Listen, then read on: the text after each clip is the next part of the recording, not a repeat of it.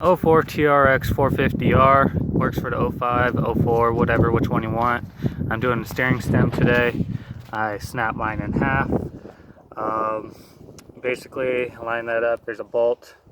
Line that up, there's a bolt. It goes right underneath your steering stem. This is the stock one, I just painted it red.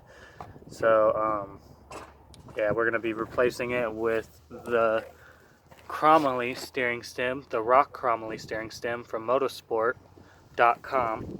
They have a welded part on there instead of the bolt-on, which I love. It's a beautiful part. You can get it in all colors. And then what you want to do is there's going to be a bolt. Get under there.